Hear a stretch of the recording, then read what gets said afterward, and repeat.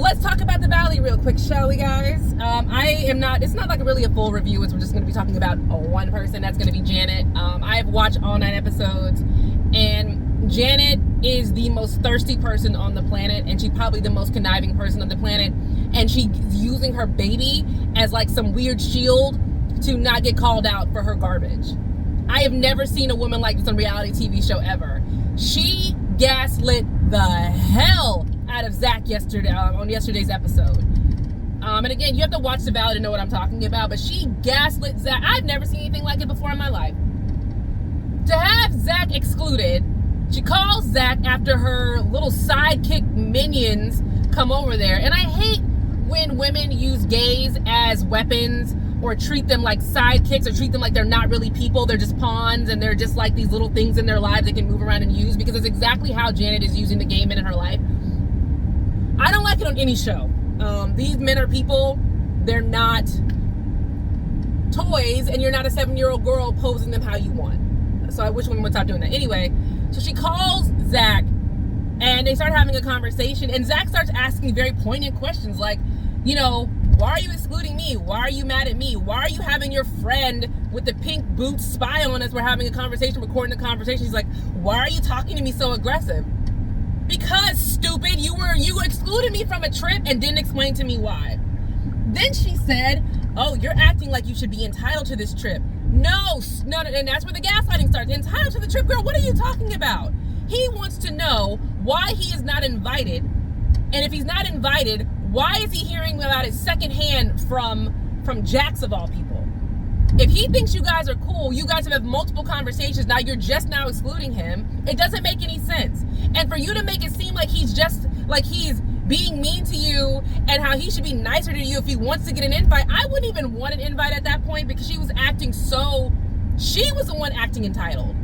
And another thing, what she said about, it's an intimate baby moon.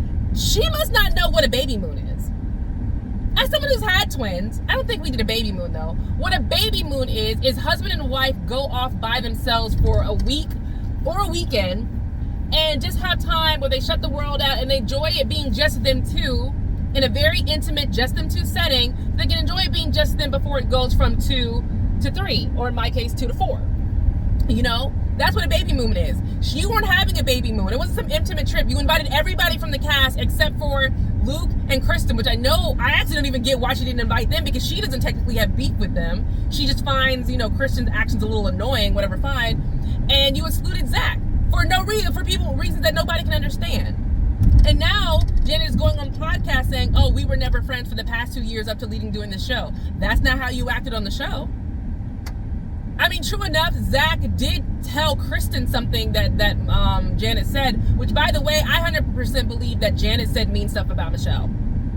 She's just mad that now everybody knows she said mean stuff about Michelle, and that it's gotten out for everybody to hear. That's why she's mad. Janet is just not a good person, and I'm so glad that Jasmine is starting to clock it. And I wish Jasmine would have been a little bit more, clocking her a little bit better earlier on. Because Janet is just doing all these things, going behind people's backs, having the same conversation that she doesn't want Kristen to have about her, but you're doing it for everybody else. Girl, what are you talking about? How are you sitting with Jasmine like, oh, so tell me what you and Jax talked about. Give me all the deets. And Jasmine's like, no, I'm not going to do that. I'm not going to break down an entire conversation. Oh, well, what's the temperature? Telling her gay friend, like, what's the temperature? And he's actually standing over their shoulder with his phone. That was the weirdest, creepiest thing I've ever seen. Who does that? Who actually stands over somebody's shoulder and texts them? And God bless his dumb soul, he actually said, oh, Janet just wanted me to give her a play-by-play of what's happening. What? Who admits that? I would have never admitted that. I would have said, oh, no, I'm not listening. I'm actually just checking with a friend of mine. We're going to meet for drinks later. I'm so sorry. I didn't want to do that. Like, why would you admit that? That's why it looks conniving, suspect, stupid, crazy, all of the words that you want to think of. He's dumb.